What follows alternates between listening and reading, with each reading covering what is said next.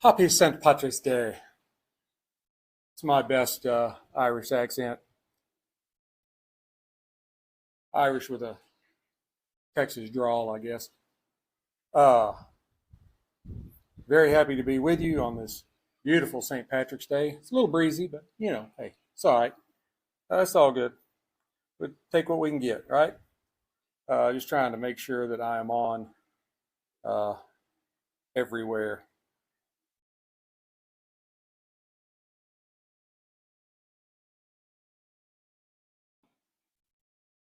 Huh.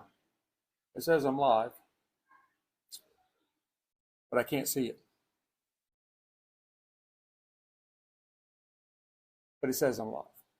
So, anyway, happy St. Patty's Day. Number one, yesterday did not turn out to be a very good day as far as cigar and spirit pairing went. It was actually pretty terrible. Um, Not only did I end up doing the entire show only on one channel, and I'm not even sure I got that completely right. Then the cigar basically exploded on me in the middle. The wrapper peeled away from it. It burned funny, and hey, this was Arturo Fuente Don Carlos. You expect it to be good, right? Not have those kinds of problems. But I did. So I'm not really sure if it was, I know it wasn't my humidor because none of my other cigars look like that. But anyway, the whole point of this was that I was like, maybe I just need to do another show. Okay. And hopefully we could get this one right. Right? Hopefully. But that's still not guaranteed. There I am. All right. So, in honor of St. Patrick's Day, I am pairing the very Irish Macanudo Orange Label, a cigar I really love. I am pairing that with an actual very Irish Jameson's triple-triple. It is a very good spirit. You can tell I've had a little bit of it. So we are going to go ahead and get started. And welcome to, one tree fell over again. It is so windy. I've got some palm trees that got to get planted. And it has been like super windy for days. Anyway, more work to do around here. All right, where was that? All right, welcome to the patio here at No Shoes Bar and Grill. I am very happy you decided to join me. I hope you enjoy the show. I'm bringing you Jameson triple-triple with a Macanudo Orange Label. Let's get started with Jameson triple-triple. This is a special edition. I haven't heard specifically whether it is going to end up being a permanent edition, but I know I really like it. And even though it's different, it's not significantly more expensive than just regular Jamesons. So we've got that going for us. Well, nice and heavy on the pour. I just pour a little more in there. What the heck? Now, it is called triple-triple because it is triple distilled and triple aged. It is aged in bourbon, sherry, and Malaga wine casks. And that's what imparts those things that make it different from the regular Jamesons. Also got sports going on up here. So, but it's a really good spirit. And like I said, it's not really any more expensive than the regular Jameson. So it's great for cocktails, great neat, maybe a little ice, whatever. Anyway, it is a non-age statement. I can already smell the fruit wafting off of it. It is a non-age statement. Again, bourbon, sherry, Malaga wine casks. The mash bill, there's been some disagreement on. I didn't find anything at Jameson on the mash bill. And when searching the World Wide Web, there was everything from 50-50 barley, malted barley, to 80-20 corn, malted barley. I would think as much sweet as it has, it would have to have corn in it. But on the nose, there is absolutely no ethanol burn in the nose at all. It is all just fruits, strawberries, pears, maybe even kind of like you crush strawberries up with sugar, get that nice sweet aroma. And there's also maybe like, hang on.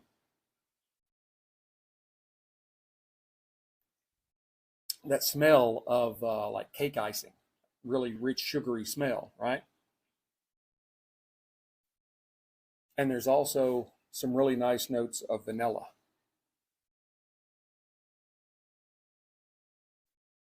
Let's give it a try. Oh, wait. 40% alcohol by volume, 80 proof. I can't swirl it too much or it'll swirl right out.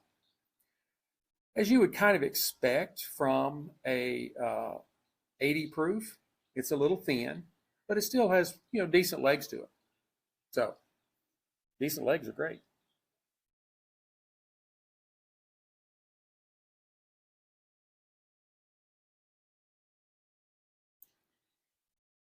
And it has got a really, really great mouthfeel to it. It's not oily, but it's not too thin. Like I said, with the nose or with the legs, it's about what you'd expect from an 80 proof. It's a little bit thin, but not too much. There is a kind of a softness and silkiness to it, which makes it really nice. We love soft and silky too.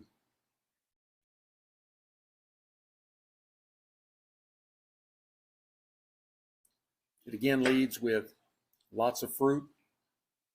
There's some citrus in there, maybe some nectarines, some strawberries, maybe a little bit of tart cranberry.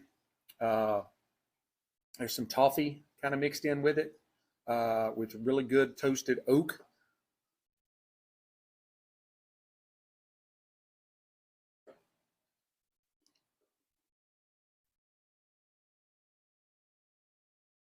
And then sort of to kind of round it out, you get some pepper, touch of cinnamon, maybe some roasted kind of grain in there.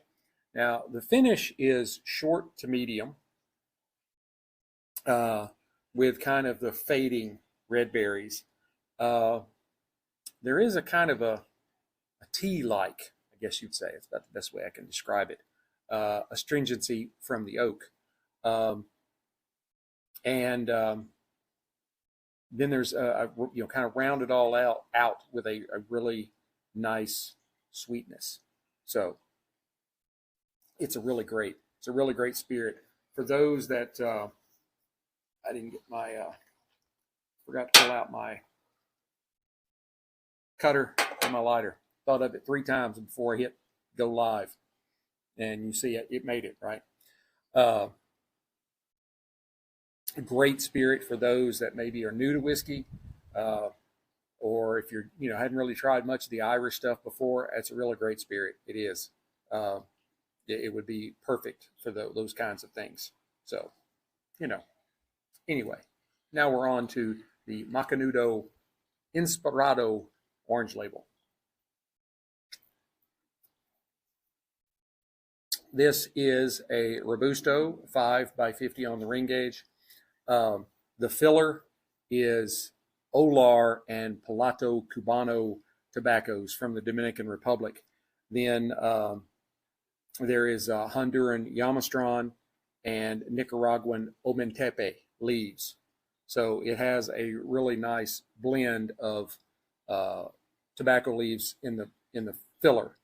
In the binder is a Honduran Yamastron, and the wrapper is an Alancho San Agustin, Agustin, from Honduras. So visually, it's a beautiful stick. There is there's a couple of fairly heavy veins in it, but those are about the only veins on the leaf. There's a few more very tiny veins, but it's really hard to see them. It is somewhat of it's hard to tell on the camera because it looks to me, I'm looking at what's on the screen. It looks a little darker on the screen than it actually is in front of my eyes, but it's a really light brown, maybe, but not quite a tan. It has visible seams, but they are very tight, and it has an extremely large cap. The only real imperfection I can find is right there. There's a little bit of a wrinkle of wrapper leaf, but anyway, I think it's going to all be good. Now on the nose,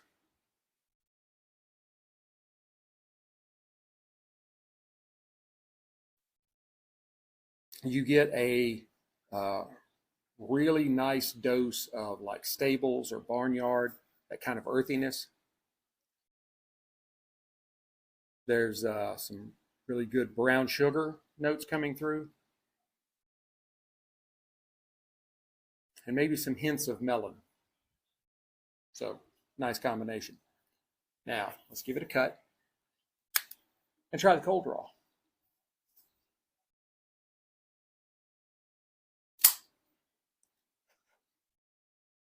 My normal V cut, that's just the one that I prefer.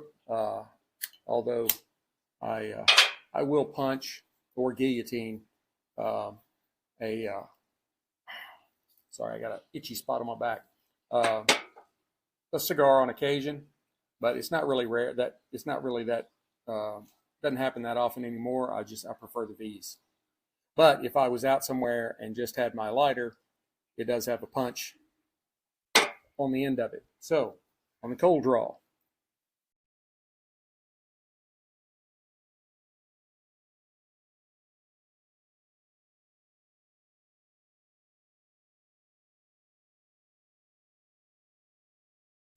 I get some notes of hay, and a little bit of cinnamon spice to it, and there's some touch of cedar, and I think there's really a kind of a nice, it's light, but a nice rich leather on the cold draw.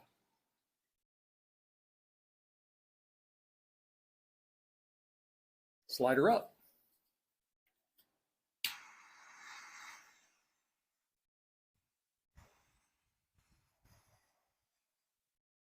I have to get the lighter a little closer than I normally would because of the wind.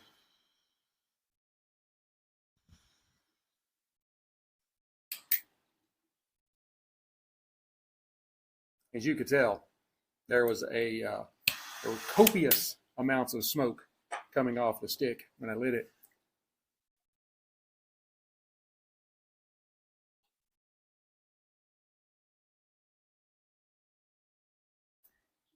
On the light, I get an earthiness. There's some leather and some spice in there. There's some nice floral notes, and there's some really nice fruit notes. It's not any particular fruit. And on the retro, there's a little bit of black pepper and just a touch of citrus, kind of that tart in your nose.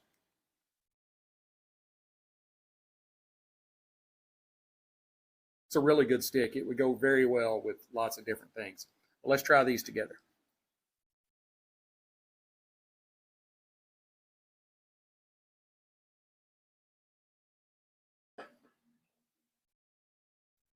I have to say they do go very well together.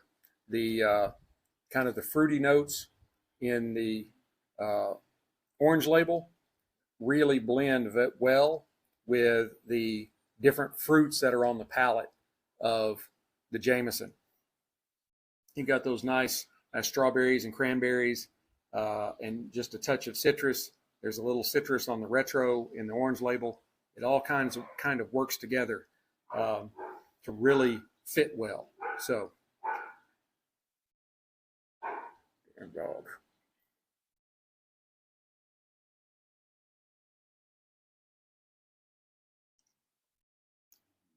Oh yeah, it's a great. This is a great. This is a great matchup for St. Patrick's Day.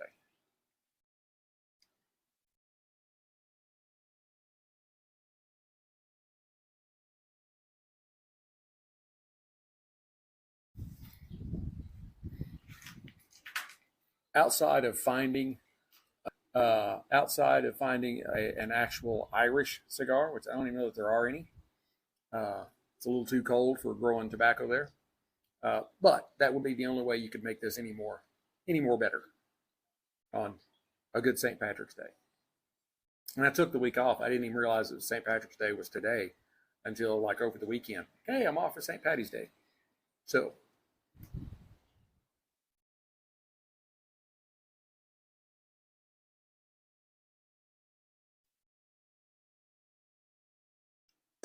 March Madness is kicking off this next weekend. That's probably what I'm going to be doing next weekend. Smoking a cigar, having a drink, watching some basketball. I love college basketball. I love college better than pros. And the pros, they're just dunks and threes. No defense, taking 6-7 steps on the layup. Like, really? He picked the ball up. He picked the ball up just as soon as he crossed the half court line. He didn't bounce it again and made a layup.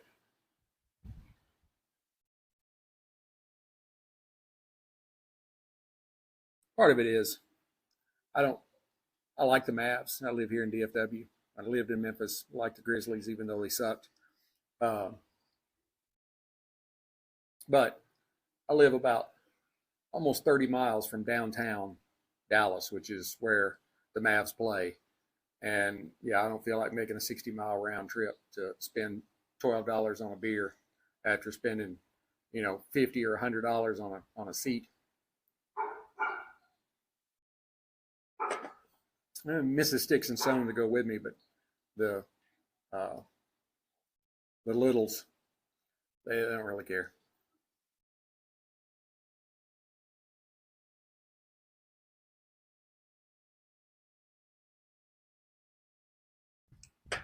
And this cigar, it's got some really nice, complex flavors on the palate, but it's not strong. It is a very approachable cigar. So whether you are somebody that's just getting into cigars, or whether you have been doing it a while, like I have, I've been at this about 20 years now, smoking cigars, not the show thing. This is a really great cigar that kind of bridges that over from the beginners to the experienced. Uh, Macanudo makes some great cigars. I've got the orange label, the white label, the red label, uh, and they're all good. I haven't had the black label. I think I've had the green label, but I don't have any in my humidor.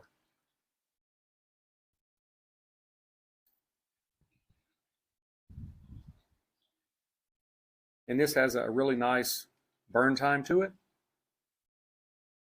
We're probably going to be at the half in the next 10 minutes or so, and that's where I'm going to kind of cut it off, because after that, y'all lose interest. So I'm just trying to appeal to the masses. So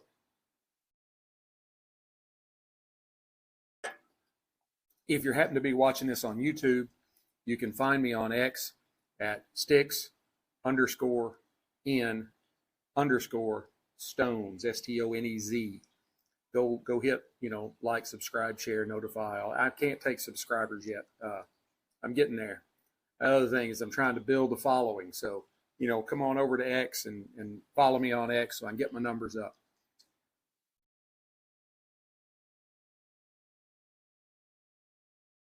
Make some comments. Need comments. You're a dumbass. or love the stick or whatever. I don't care. A negative comment is an impression either way. So I just need 5 million of them in 90 days. So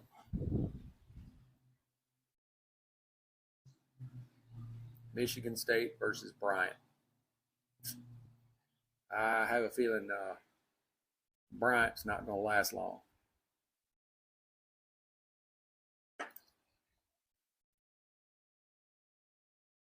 That is a really, really great spirit. I mean, I love Tullamore-Dew. I'm kind of a Tullamore-Dew guy. I've got 3 bottles of Tullamore-Dew. I got the regular. I've got their Tullamore-Dew Honey.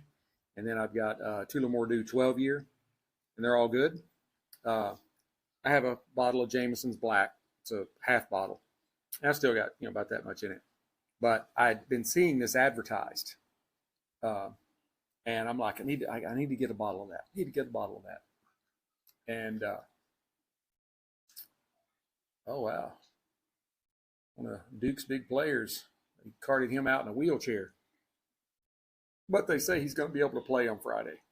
Oh, Norfolk State and Florida. Yeah, Florida's tough.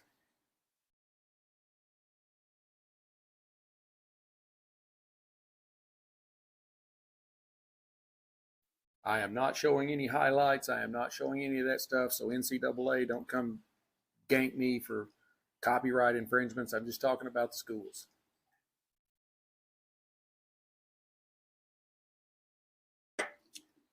I'm hoping my Aggies do well. They actually ended up in a pretty decent quadrant. Yeah, they're. I mean, I don't really see. I think they'll make it past Yale. I can't remember who is the matchup for the next game. Part of the thing is, I looked on ESPN and it said this is what they're going to who all's going to be in that bracket, that side, whatever. But then I saw somebody make a post on Facebook and it had completely different matchups. And so now I'm a little confused on which one they play in where. Wow, Arkansas State made it. I actually went to Arkansas State for about a year and a half, right out of high school. I've been there, like I said, about a year, maybe a year and a half, and they told me that I probably needed to take a little time off. They said that a 1.29 GPA was not going to cut it, and I needed to take a little time and reevaluate my educational priorities. So I ended up going to a bunch of different schools: Arkansas State, University of Memphis, Indiana, Southwest Tennessee Technical College. Ended up graduating with my undergrad, Upper Iowa University. Go Peacocks. Whatever it is a peacock says. Yeah, y'all are probably like, oh, where's Upper Iowa? Well, it's in Upper Iowa. Yeah, it's on the Volga River, but not the one in Russia. First time I went there, I drove through the town. There was one flashing red light. Crossed a little bridge over the Volga River, and top to rise, nothing but cornfields. And I was like, oh, that was all of it. That was every bit of it. 800 people in the town, 1,500 people on campus. It was a rocking place. There wasn't anywhere you could even drive to that was anywhere close that had any kind of excitement. You did get to concentrate on your studies. And the football team was 3-8 every year. So not like you had to, like I don't even need to go to this game. I know what the outcome's going to be. It was really more how bad they're going to lose by. Then they moved up from Division III to Division II. Oh, that helped them out.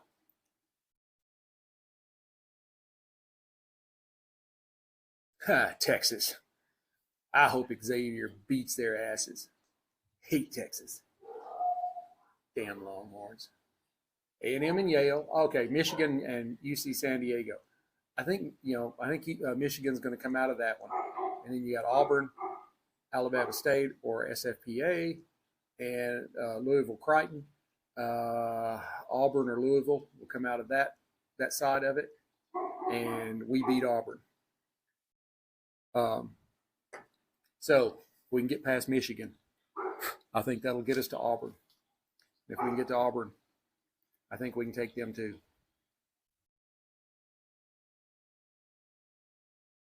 So round of 64, round of 32, round of 16, that would get us into the Elite Eight.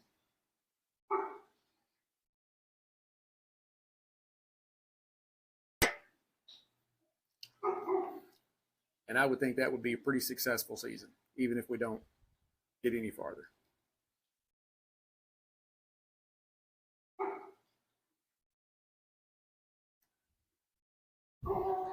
I mean, I'm not really all that just like overly excited about. I mean, I look at some of these and I'm like, you know, we're going to see Montana and Wisconsin, the Montana Grizzlies. Shut up.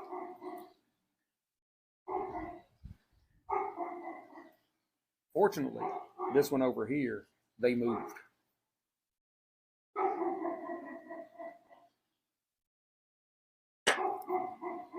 I was happy about that. That's for sure. Look at that. That very rarely happens to me because I'm not, I shake a little bit. Don't know why. 2 deployments to Iraq and Afghanistan. PTSD. Yeah.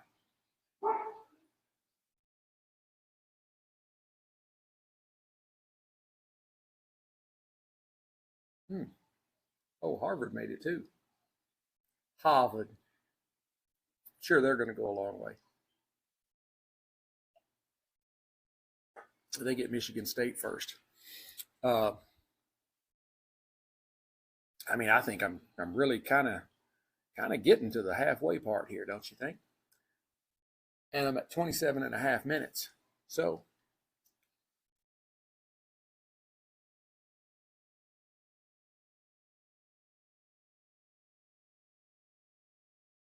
I've been kind of noticing as I've been talking that there is kind of a real creamy sweetness. It's kind of developed. And there's a little bit of a nuttiness, not really any particular nut, but just kind of a nuttiness. There's been a little bit of coffee come in. Like that. You know, you put a little Irish whiskey in your coffee. And then, you know, we have the cedar. But it's really made a good transition. And for the most part, has stayed consistent. It's a really good burn time. 30 minutes, we're about halfway done. So this is a good 55-minute, maybe 60-minute cigar.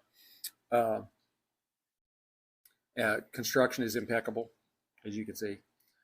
The Jameson, it really has, rather surprised me. It is a sort of different take on an industry stalwart. The Malaga wine casks has added some real berry sweetness, not very, berry sweetness. And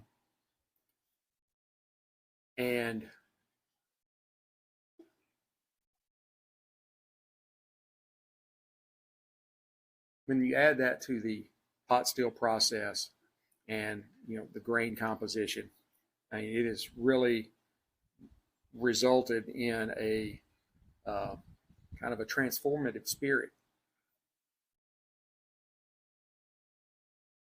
The flavor profile, has changed up a little bit from regular Jameson, but it is, as far as quality, it's an